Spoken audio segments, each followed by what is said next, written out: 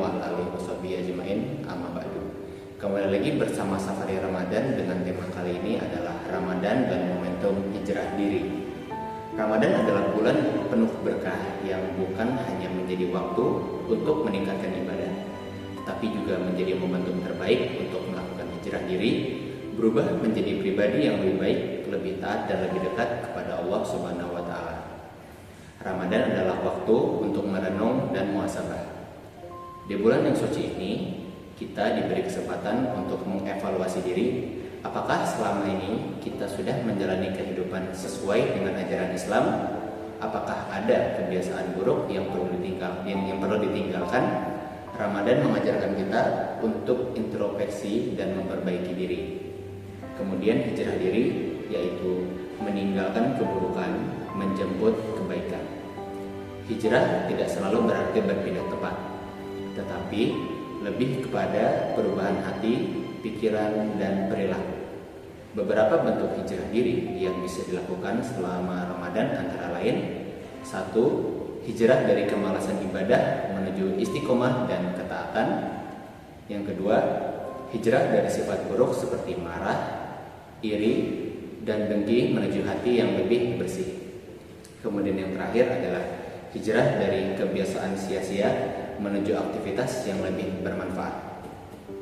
Kemudian menjaga spirit hijrah setelah Ramadan. Seringkali perubahan yang terjadi selama Ramadan hanya bersifat sementara. Agar hijrah diri tetap berlanjut setelah Ramadan, kita bisa melakukan hal-hal berikut, yaitu 1. Tetap menjaga kebiasaan ibadah seperti sholat tepat waktu, membaca Al-Quran, dan sedekah. Kemudian membangun lingkungan yang baik agar tetap termotivasi untuk istiqomah dalam kebaikan. Kemudian yang terakhir, berdoa agar Allah memberi kekuatan untuk terus kuat dalam menjalani kebaikan.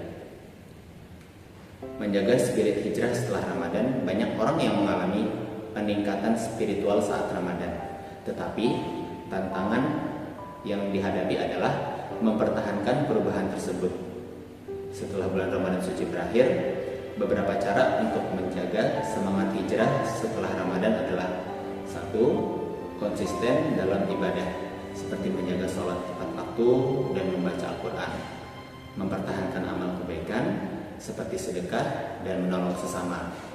Tak lupa juga menghindari godaan untuk kembali ke kebiasaan lama dengan memperkuat lingkungan yang baik dan terus memperbaiki diri. Kemudian yang berikutnya adalah makna hijrah di bulan Ramadan. Hijrah dalam Islam tidak hanya berarti perpindahan fisik seperti hijrah Rasulullah dari Mekah ke Madinah, tetapi juga memiliki makna yang lebih luas, yaitu perubahan diri menuju keadaan yang lebih baik.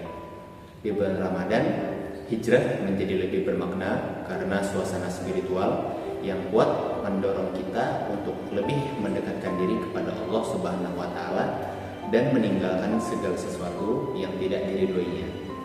1. Hijrah dari kemaksiatan menuju ketaatan.